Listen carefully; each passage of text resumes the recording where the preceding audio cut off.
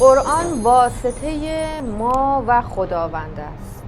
وحی واسطه ما و خداوند است.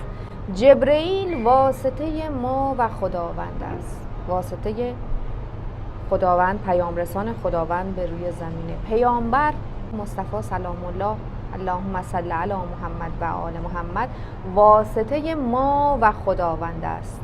این 4 واسطه رو توی ذهنت بسپار، چون خیلی مهمن.